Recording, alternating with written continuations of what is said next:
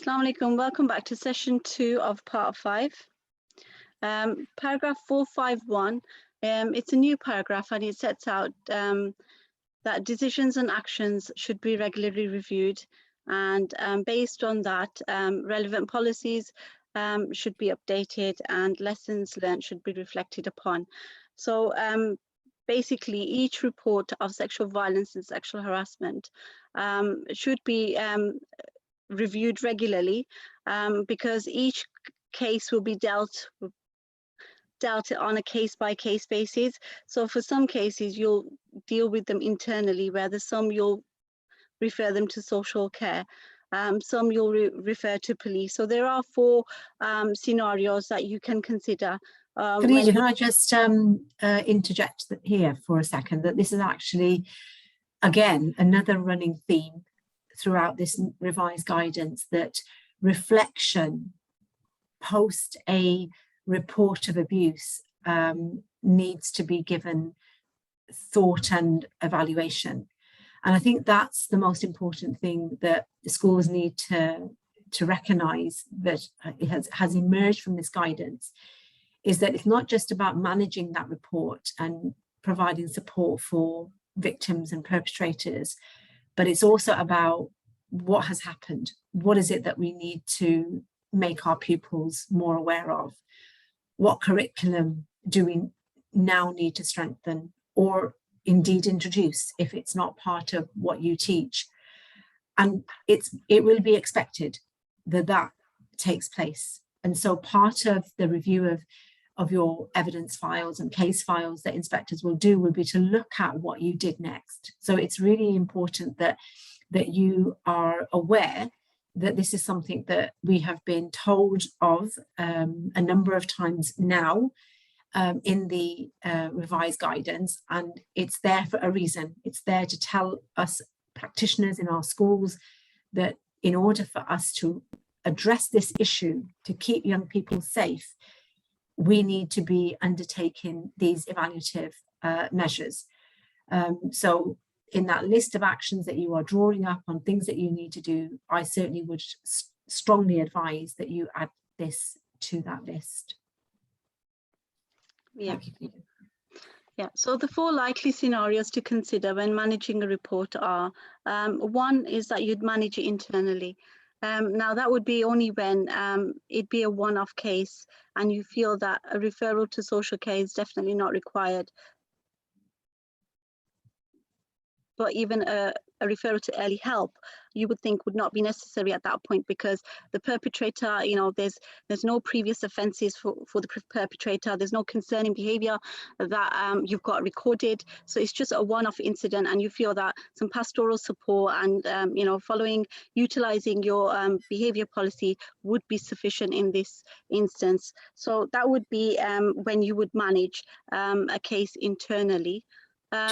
Just on that point, Khadija, if you can just go back for me for that on that slide 1, you've put here at the bottom of the slide that it can be dealt with internally through utilising your behaviour policy and providing pastoral support. And again, brothers and sisters, I would say to you that in reflecting on your current processes, in the revisions that you're going to undertake on a number of levels, part of that evaluation should be your current pastoral support measures. What support do you provide? Are those that are in place equipped and skilled to be able to do that task? Are they being trained? Are they being mentored and supported? Often I find in my visits to schools that there is a lack of training for those with responsibility for pastoral care, particularly at this level. We're talking about very sensitive issues.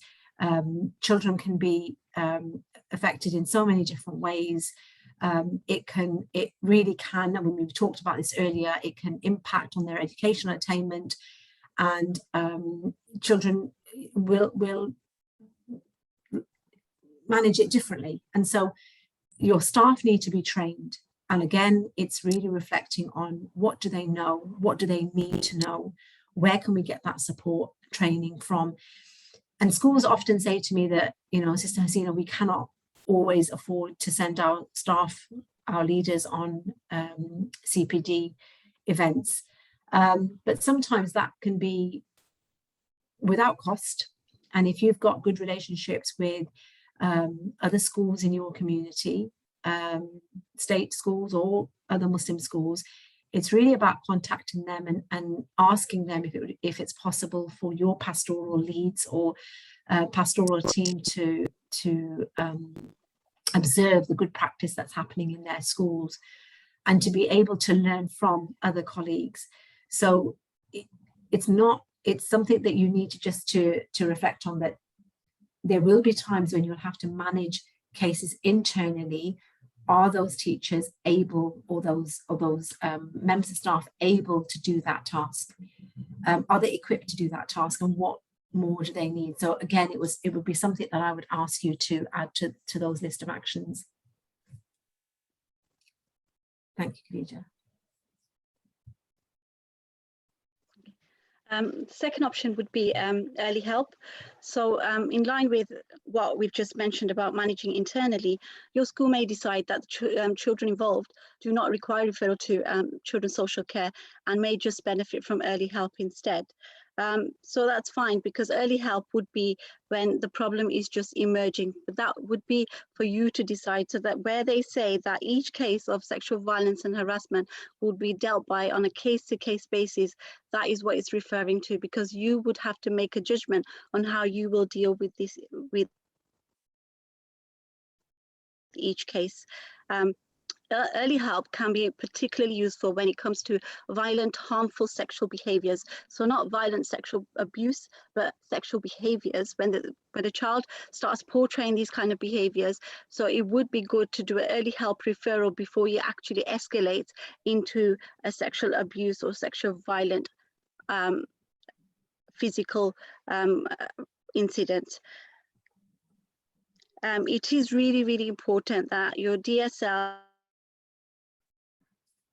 and deputy DSLs are aware of your early help process. So again, I would go back to your local procedures and knowing what procedures need to be followed to make a referral for early help process. Referral to children's social care. Where a child has been harmed, is at risk of harm, or is in immediate danger, school should make a referral to children's social care. When you make a referral to children's social care, you generally would inform the parents unless there's a reason not to.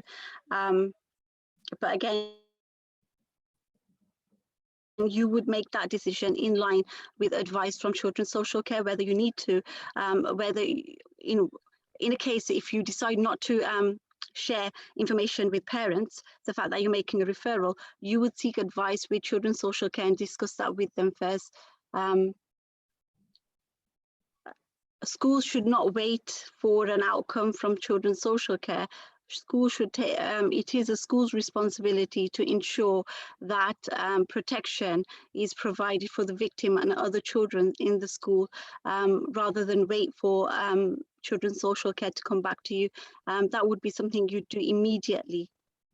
I think we've discussed that at quite some length, haven't we, Khadija? That, yeah. that absolutely key to this process is the support for the victim, and it's something that should be happening parallel to reporting to the authorities, and therefore it's a process that will require multitasking and a number of things to be happening at the same time. So just again, quite important on that point.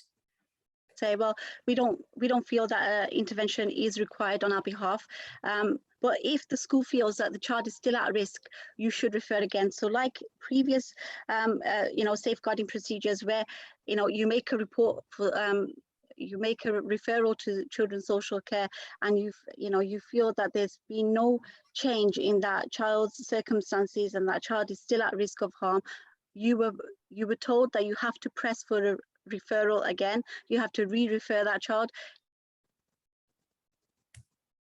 it would be the same case in a case of sexual violence or harassment, where you make a referral to social care and they come back and say, well, our intervention is not required on this in this case, but you feel that the child's circumstances have not changed, you feel that the child is still at risk, then you should re-refer. We stop this bit now. Right, in some cases, children's social care will review the evidence and decide that intervention from their behalf is not required. Where this is the case and you feel that the child's situation remains the same, or the child is still at risk of some form, then you should re-refer the child, make a re-referral to children's social care. And in some cases where a statutory assessment is not appropriate, then the school should provide early help or pastoral support for each child. So, and the fourth option would be reporting to the police. So any report to the police will generally be in parallel with the referral to children's social care. Really important that you understand that process, as you've written quite clearly there, and that process is followed as closely as possible to the guidance. So having an awareness of it will be part of your preparation for managing a report and their training and development for the DSLs in the school, or and their deputies, actually, because obviously there will be times when when the deputy DSLs need to do the reporting. So it's important that all members of the team are clear about that local process for referral and what they need to do. Yeah. I've put a title of a guidance when to call the police.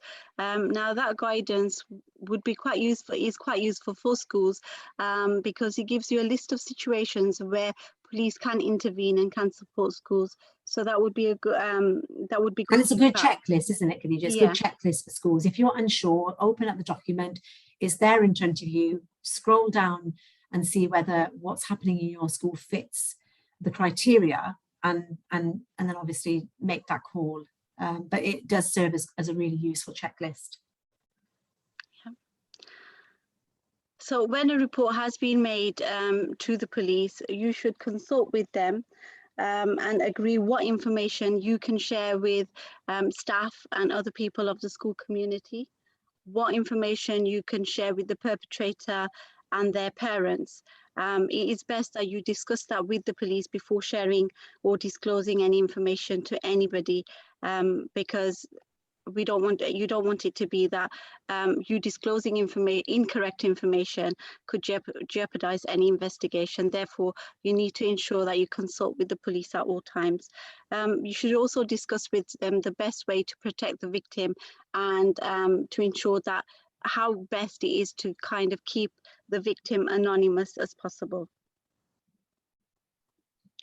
Sorry, Hasina, you can say. Yeah, I think that we've mentioned this quite a number of times already, and I hope that colleagues have heard the repetition, that it's really important that you are recording those conversations and those that you are speaking to and the advice that they are giving, and then you are able to demonstrate how you followed through on that advice. So I just wanted to reiterate to listeners that it's important that you do keep a really concise record of everything that you're doing during that process of managing a report. Okay. Another thing is that all police forces in England have specialist units that investigate child abuse. The names and structures are usually they're kept with local forces, so it would be the DSL's responsibility to be aware of the local arrangements. So again, I know it's a lot for DSLs to keep on top of, but these are the key things that they need to be aware of. So that, you know, sorry. No, that's fine. I mean, I was just going to say that if one of the questions that I would want to pose now to my team is, well, can you tell me who is our local specialist unit and how do we contact them and who is the named person?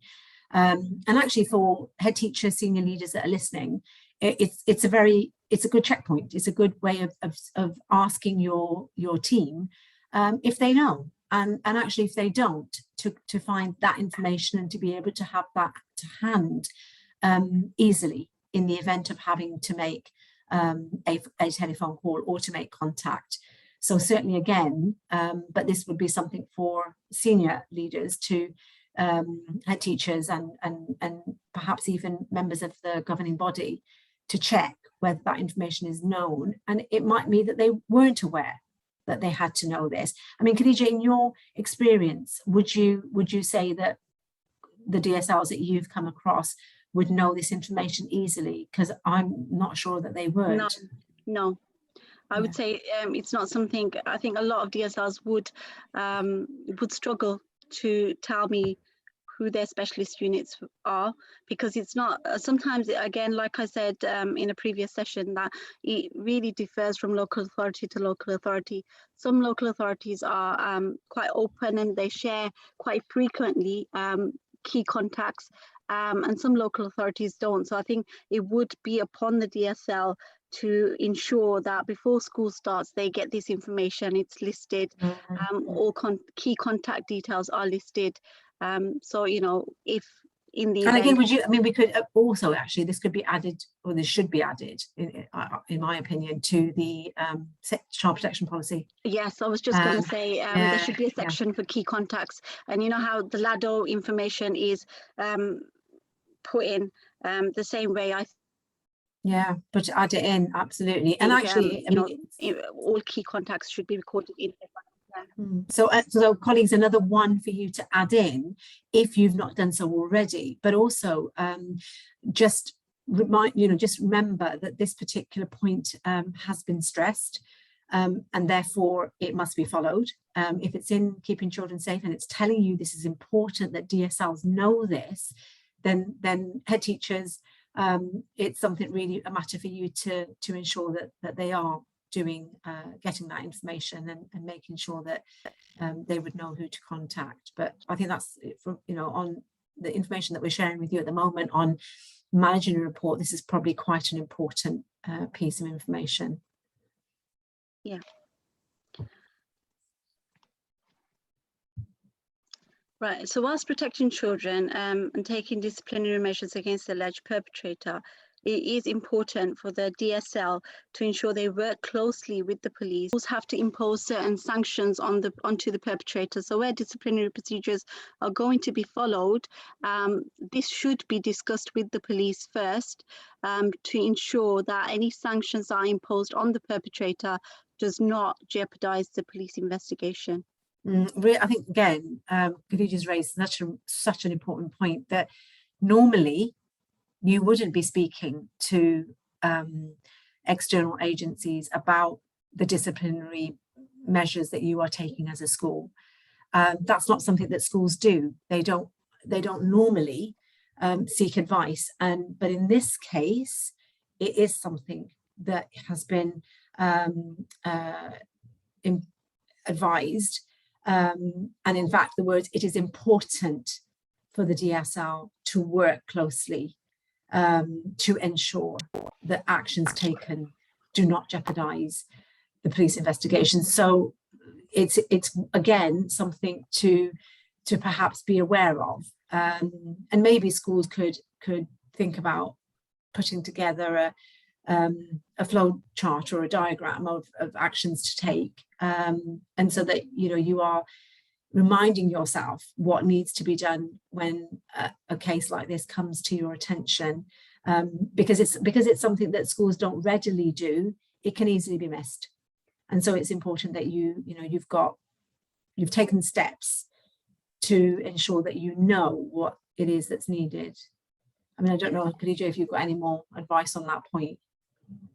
Yeah, I think the key thing would be to I think I'd like to add here that I think what schools need to do is they need to have a kind of a checklist, like you've mentioned, that in the event of reports like this, who they need to consult, what when they're going to impose the sanction, who they need to consult before imposing the sanction, etc. So I think schools do need to kind of have a checklist available. The DSL should have. So because when you're actually dealing with the case, it can, like Hasina said, it can easily be missed. So if you've got it there in front of you, the procedures and the process, then inshallah you can just follow the guidelines. I think head teachers, I think for yourselves as well, it would be to be part of that process and check that what's required it's been done. Yeah. And if the DSR requires any support, or you know, if procedures are being followed and how. So I think in this particular case, because we've got this new publication as well as the changes in keeping children safe on sexual harassment and violence, I think it's really important that the school takes you know, really important steps to addressing those recommendations and the advice that's been shared, so that you are well equipped to deal with any cases effectively. And I think it's one of our longest presentations of the sessions that we've recorded so far, and also requires quite a number of actions on your part as a school. So, you know, but moving forward, Khadija will be on hand to share some further advice and support in sessions that we are going to be organising from AMS for DSLs. So inshallah that will support you in your role. Okay. If you have any questions about the investigation, you should always consult with the police, because if the referral has been made to the police, then any questions regarding that, they would be the best people to speak to, and obviously they would support you and help you as much as they can. In some cases, it's very clear that the police will take no further action. And like I said previously about social care, it is upon the school to ensure that they are providing support, the right kind of support, to the victim and the alleged perpetrator as required. Okay, paragraph 453 to 454 is a new section on unsubstantiated, unfounded, false or malicious reports. So, you know, what do schools need to do? But it also poses as a reminder about recording concerns and what to do when a report is found to be unsubstantiated, unfounded, false or malicious. And it also includes what you need to consider in these circumstances. So if a report is determined to be false, unfounded, malicious, the DSL should consider whether the child or the person who has made the allegation is in need of any kind of help. Because sometimes children, you know, they won't ask directly for help, they'll have different ways. So if a report is found to be false, I think the DSL needs to do further investigation on whether that child is in need of any form of help. The child may have been abused by someone else, and this is a cry for help. So they may be making an allegation towards somebody else, but they may have been abused at home or by somebody else in school, but they feel afraid to mention that particular person's name and therefore have just made a false allegation towards somebody else. So I think DSLs need to consider that as well. In such circumstances, a referral to children's social care may be appropriate. If a report is shown to be deliberately invented or malicious, you should consider your school's behavior policy and what you need to do. So though the victim has made the report, but if it's a false report or it's malicious, then obviously you would follow your school's behavior policy and impose the relevant sanctions. I think on this point, Khadija, it's also important that, again, leaders, the DSL team, pays close attention to that particular pupil and why it is that they've done what it is that they've done. And I think that what I'm thinking about now, and I think, Khadija, you'll relate to this, it was a long time ago now, But I had a pupil actually in a school that reacted in a situation, which in normal circumstances, if you followed your behaviour policy, would lead to a fixed term exclusion. And what the father did on that particular occasion was that he raised concerns to the school about whether the leaders in that school had reflected carefully enough on why that pupil had reacted that way, and whether it was the right thing to do on the action or the disciplinary action that the school decided to take. And actually, when that was raised with the school, and there was careful and discussion by leaders, they actually came to realize that perhaps the school had acted in haste, and that resulted in obviously some changes to what happened to that particular pupil, but also changes in practice at that school moving forward. So I think it's really important that if you are getting pupil, if you're getting a pupil that's coming up with a report that is deemed to be malicious, what is it that's resulted in that? Why has the child decided to follow that particular path? And what is it that has led to it? So is it that the child has been put to a point where there was no other way that they could ask for help, and that was the only way that they could do it? And so it's really important that you are thinking very carefully about individual circumstances before you decide on any action. As I said, on paper, certain actions will lead to an immediate fixed terms exclusion or a period of isolation, or whatever it is that your school has decided. But at the same time, it's also important that you are taking other factors into consideration, particularly in a very sensitive issue such as this one. So again, just be careful of the disciplinary actions you may take if you were to come across unfounded or false or malicious reports. But that's just something to share with you there from a previous case. Yeah, absolutely. Okay, paragraph 455. I think what he's trying to say to staff, schools, is that you need to be mindful that victims of sexual assault or abuse, they can have a number of physical and mental health implications, and therefore, in addition to the support that you're already providing them, they may need additional support because it's had quite an impact on their mental well-being or even their physical well-being.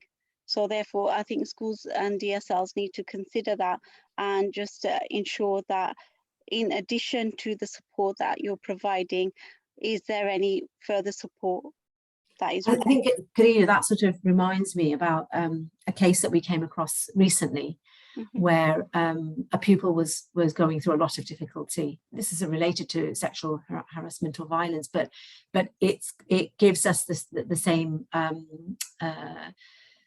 the same lessons to learn, and that is that individuals require support on different levels, and you and I actually discussed this particular pupil, Khadija, where this pupil was receiving some support, but we both decided that the school had certainly not done enough for that child, and they hadn't done enough to check up on that child's mental health and physical well-being. But according to the school, they were doing something that checked on that child. But our conclusion was they were not doing enough given the gravity of that child's situation. So again, be reflective of, and be supportive of your safeguarding team, that they are aware of the level of support that might be required for a particular pupil. have discussions, senior leaders with your with your DSL team, and ask, what is it that we are going to be offering? What support is it that we're going to be putting in place? Is that sufficient? Do you think that's sufficient? It's always good, brothers and sisters, to do more than to do less. And actually, one advice that Khadija will give you is start off strong. All sorts of things happening to support that child, and over time that can be reduced as the pupil sees fit, or you think that the child is now doing well and certain things aren't required.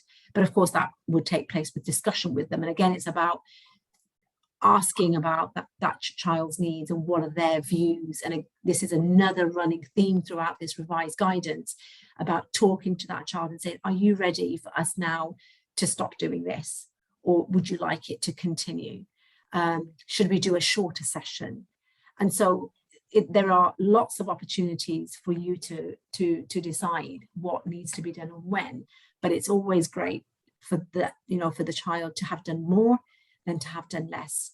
And so I think that, again, it goes back to what I said earlier about whether your pastoral team know what it is that they need to do, how much that they need to do, when do they need to do it, are they equipped to make those decisions, do they need training and development to do those sessions. And hopefully, again, inshallah, Khadija will be running some sessions where she'll be able to provide you with that advice and guidance, looking at particular cases and scenarios. But we have found, haven't we, Khadija, that in some schools that support has fallen short. But according to the school, they've done enough and they are doing what they think is right. But myself and Khadija, having looked at certain cases, certainly we didn't think that was enough given that child's case. And one thing Khadija has said so many times throughout these recorded sessions is that it's got to be on a case-by-case basis. I mean, I don't know how many times, Khadija, you've repeated that statement, but it's so important that every child is being looked at, not what's written in your policies or procedures, but what is it that's right for this particular child. I don't know if you want to add anything more on that point. I think I think the one thing I'd like to add that's come to mind now is I've had previously, I've had a lot of DSLs say that it's a lot of paperwork, the recording and, the support that you provide to pupils, whether it's in a case of sexual violence or harassment, or whether any other pastoral session, staff, what I found is that staff tend to shy away from paperwork, but it is really, really important. I think throughout the sessions, myself and Hasina have said numerous times that it is so important that you record, because that would be your evidence base. How many schools have we gone into where staff will say to you, we've done it, but we've not recorded it? So many, isn't it? So many have said that to you. And I think that it might be, and it's such a shame because the work has been done, but there's no evidence for it. Really important. So again, it's something else for you to think about, colleagues. Please take some time to reflect on what we've been saying to you in these sessions. Myself and Khadija actually on reading the first publication of the Keeping Children Safe document. Immediately our thoughts were, schools really are going to need to know about these changes, and that's actually why we've decided to do this. But I think that there are various programs that you can invest in if you want to make life easier for you. I'm not particularly a fan of some of them on the market, but I think that just having a simple recording system absolutely does its job, and as long as you've got a clear system in place, then that would work fine. Khadija actually evaluates all of our work in the schools, but CPOMs, I think, Khadija, is one of them, isn't it? And a number of schools have started using that, and here you would just record everything, whether it was behaviour related or reports related on abuse or whatever it is. It's all in one central system. some schools are using that. You may find that helpful, and you can upload sort of witness statements and, you know, records of meetings and things like that. But there are programs out there, software out there that you can invest in, or just use your own system, and it doesn't need to cost you anything, apart from, of course, your time. I don't know, Khadija, if you want to, if there's anything else you would suggest. I think for me, I think CPOMS is the one, because like you said, it's, you know, it's central to everything, and you can record everything on there, and it's one central point. So my recommendation would be CPOMS as well. Okay. Yeah, the needs and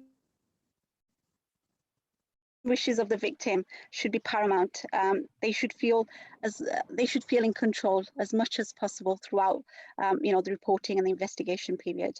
And just like you've said throughout, isn't it? You know, Yeah. through everything, all the cases of abuse or that are reported. I mean, Khadija has really reinforced that point, that it really is about the pupil and what their feelings are. And again, having that discussion, what is it that you would like us to do, or what is it that you'd like us, what would you like to see happen now? You know, it might not be possible, but taking their views into account, absolutely central to the process. Yeah, absolutely. The one thing I think is really important for schools to consider is where there has been a report, the victim, as long as the victim is happy, you should enable them to carry on a normal school routine. And, you know, there should not be any disruption to their normal school routine. As long as the victim is happy for that, you should enable a normal school routine to take place for the victim. I think that's really important. I mean, children often, they find schools a safe haven, don't they? And so it's really important that that continues. Yeah. Right. Schools need to be aware of the power imbalance between the victim and the perpetrator. You know, it could be that the perpetrator is much older, and the victim is much younger. Maybe the victim's got a vulnerability. So you need to consider the power imbalance between the victim and the perpetrator, and also that the victim should never be made to feel that they are creating a problem by making a report. I think that's really crucial as well. And again, that's been consistently shared, hasn't it? About, yeah. You know, children should never ever feel that, you know, they are a burden on you when they are coming to you with a case of you know, abuse or whatever it is that's horrible and it has happened to them, and really to make time for them. And I think it's important again that you're looking at your processes. I'm not sure if I mentioned this already, but I was in a school where the DSL had so many other responsibilities in addition to their role. They simply didn't have the time to do the job. Now, of course, that actually is a standard failure, but at the same time, you know, it was about recognizing that taking time to listen to children, you know, needs effort, and it needs time on their timetable, and with lots of other responsibilities. Is that going to be possible? And are you going to give the view to the child that not right now, maybe later on we can do something, because right now I'm dealing with something else? That should never be the case. And that's something, isn't it, that Khadija, we've seen throughout these sessions, and, you know, reading the 160 pages of the document, that a child should never ever feel like that okay, well, Miss is busy at the moment, or Sir is busy at the moment, and I'll have to come back later. Absolutely not. Yeah, absolutely. I totally agree. And again, like we've said throughout, support. So each case should be dealt with on a case-by-case basis. Also, the support provided should be tailored on a case-by-case basis. So the support you provide to the victim and perpetrator, where there's been a one-off incident of sexualized name calling, would be very different to the support you'd provide the victim and perpetrator where there's been a report of rape. So you need to, again, really tailor your support on a case-to-case basis. Okay, the next few slides are just going to be some information on where you can get support for the victim. So it can be early help and children's social care, children and young people's independent sexual violence advisors. They provide some support as well. Police and social care agencies can also signpost you to them. CAMS, so child and adolescent mental health services, can provide emotional and well-being support. Can I just ask you about CAMS? Now, we're now having some difficulty in referring ourselves, and it comes through the GP. Yeah, I don't know if you just want to say something about that to our listeners. Yeah. Before the procedure was that schools were able to directly do a referral to CAMS. Now, that might be the case in some local authorities, but in majority of local authorities, the referrals has to go through specialist services. So either a social worker would be able to do the referral, or you have to go through a GP, especially when it's not such an urgent case. It would they do expect the GP to do it, but schools seem to not able to directly make that referral. However, I would advise schools that based on your local authorities, please make inquiries, because certain local authorities do have services available. So I'll give you Birmingham, for example. Schools that fall under the Birmingham local authority, again, it's only certain areas. Schools are still able to do a direct referral to forward thinking, which is a CAMS service. So I think schools, again, I know this responsibility falls upon the DSL, but it would be really, really helpful for them to make inquiries on what the actual procedure is. So it would be worth talking to your local authority and finding out are there any direct services that you could I think that's so directly make important. a referral to, or what the process is and who you have to go through. Yeah, it would be really, really crucial to do that. Thank you for that, Hasina. I think that was quite important. The specialised sexual violence sector can provide some support as well, and the NHS Help After Rape and Sexual Assault, they would provide some advice and help as well. Childline provide free and confidential advice for children and young people. Internet Watch Foundation too. And also sorry, you know, on Childline, I wonder if you could just share again with our listeners about ensuring that the Childline number is visible for young people in schools. Yes. Because I think you've noted that in some of the schools, it's not part of information that's available easily. Yeah, I think Childline information should be displayed where pupils can access it. You know, it should be actually displayed on this welfare board. It should be signposted around the school. It should be in school, you know, pupils' information, planners, etc. I think it's really, really important, and if possible, have it in your child protection policy as well. Childline Internet Watch Foundation, they have an online tool called Report and Remove. So where it allows children to report nude or sexual images and videos of themselves and where they've been shared online, so they can support to help and remove those. So that would be quite useful as well. Right, paragraph 463, it's in relation to providing support to the alleged perpetrator. And what kind of signpost you to sources of support. Just on that point, Lydia, we've said it quite a number of times, haven't we? Yeah. That the perpetrator requires as much support as the victim. Absolutely. And just as you have been doing in your schools for bullies in your school, where there has been a case of bullying of one pupil to another, as well as providing support for the victim, you've also been doing it for the perpetrator.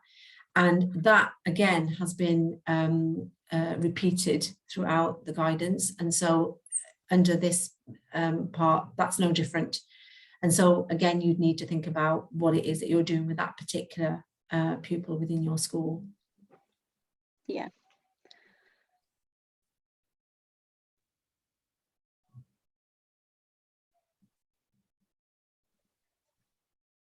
So it is the responsibility upon schools that they have to, like they have to provide support for the victim, they also need to ensure that they provide support for the perpetrator, along with obviously imposing disciplinary sanctions where they are required. So I guess it does put schools in a very difficult position, but it is really, really crucial that this does take place. Support for the victim and the perpetrator is put in place and recorded as well. So like Hasina said, when it comes to bullying, you've had to provide support for the bullying, for the victim and the perpetrator. Same way, you should have clear records on the support provided to the perpetrator in cases of sexual violence and harassment.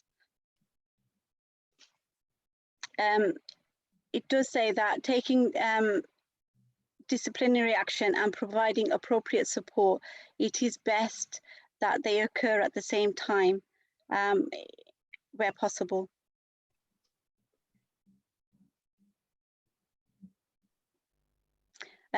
Again, we need to consider the age and the developmental stage of the alleged perpetrator, the nature of the allegation, because just an allegation will cause the perpetrator, because at the end of the day, we need to take into consideration that the perpetrator is still a child as well, and just the fact that it's, you know, he or she has been open to an allegation is stressful enough.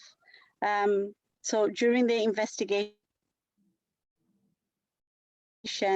even after the investigation, if they have found to be guilty, you need to ensure that there is sufficient support available, because it would still be very, very stressful, and they are open to negative reaction from their fellow peers. So that needs to be taken into consideration. It is important that where the alleged perpetrator goes on to move schools, the new school is informed of the ongoing support that you provided to the perpetrator, and any the school should also be informed of any potential risks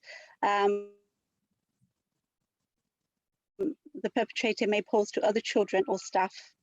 Can I just okay, say now that? I'm just Sorry, yeah, Khadija, sure. there, just to cut you in there. Just to say as well, again, I would make sure that you've got a record of the discussions that you have with the new school that the child might be going to. It has been known that inspectors have asked for evidence just to tell them that conversations are being held between both schools, because sharing of that information is about keeping that child safe.